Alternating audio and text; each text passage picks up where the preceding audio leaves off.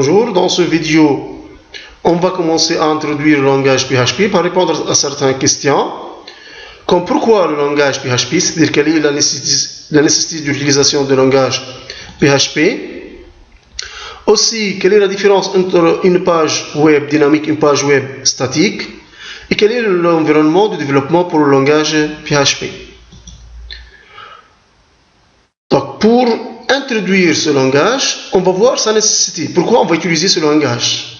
Donc, on a dégagé au niveau de la partie précédente, au niveau du langage, c'est-à-dire JavaScript, qu'il y a des limites pour le langage HTML. C'est pour cela qu'on a introduit l'utilisation du langage côté client pour introduire des notions algorithmiques et aussi utiliser, exemple, des événements, d'utiliser, exemple, des manipulations qui permettent de parler et communiquer avec l'environnement. Mais maintenant, si on va rendre notre page maintenant dynamique, on a besoin d'utiliser des données qu'on va consulter ou apporter à partir de quoi? De la base de données.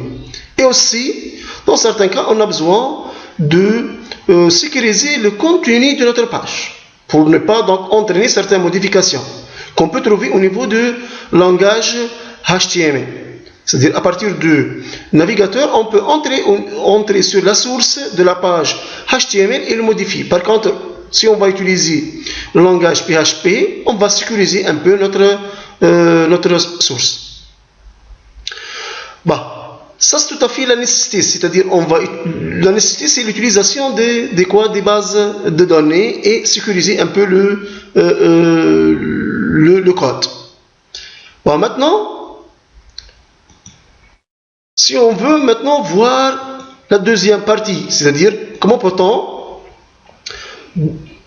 différencier entre les pages web statiques et les pages web dynamiques. Donc, premièrement, il faut connaître comment ça se fait la consultation d'une page web statique. Donc, vous avez le schéma, vous avez un client et un serveur. Donc, le client, pour consulter une page web, donc, il va demander à partir d'un navigateur et en mettant l'adresse URL, une page web. Le serveur, il va directement envoyer la page web qui est formée par le HTML. C'est-à-dire, le contenu donc, sera directement envoyé vers le client parce que le contenu est écrit par le langage HTML.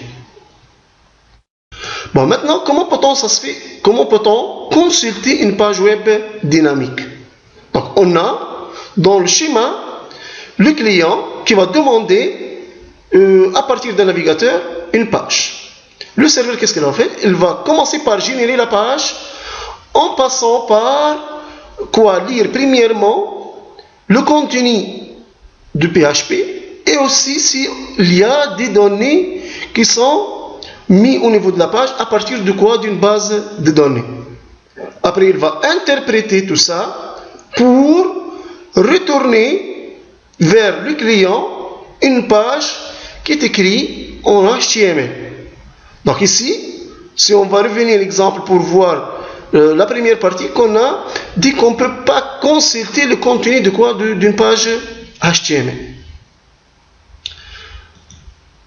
Précisément maintenant, comment ça se fait ou comment peut-on programmer? Et quels sont les données, les logiciels ou l'environnement qu'on peut utiliser pour programmer. Donc, pour programmer, on a besoin premièrement d'une connaissance au niveau de au niveau du langage HTML. Exemple, comme logiciel, on a besoin de Blocknote, Enview, Dreamweaver, FrontPage et aussi on a besoin d'autres choses pour développer la partie dynamique de la page. On a besoin premièrement d'un serveur, web. Exemple, l'Apache. Ici, tout à fait au niveau de schéma, vous avez le EasyPHP. Mais nous, on va utiliser le WAMP. W-A-M-P. Aussi, un serveur d'une base de données. Exemple, nous, on va utiliser le MySQL. Bah, pour faire quoi? Pour que notre serveur va interpréter le contenu de quoi? Du PHP et aussi de la base de données. Et après, il va l'envoyer vers le client qui va demander de la consultation de la page. Donc, grosso modo, quels sont les matériels le logiciel qu'on a besoin? On a besoin d'un ensemble de logiciels, peut-être WYSIWYG ou des logiciels qu'on peut utiliser comme étant des éditeurs de texte. Et l'essentiel qu'on a besoin pour programmer la partie dynamique d'un serveur web, nous on va utiliser le WAMP, et un serveur de données, comme SGBD, on va utiliser MySQL qui est au niveau de quoi? De la page. Je vous remercie, mais n'oubliez pas s'il vous plaît, dans cette partie, on va voir comment ça se fait précisément la programmation de la partie dynamique. C'est-à-dire, on va passer comme activité d'installer le WAMP. Et après, on va voir comme deuxième activité comment créer le premier programme en PHP. À bientôt.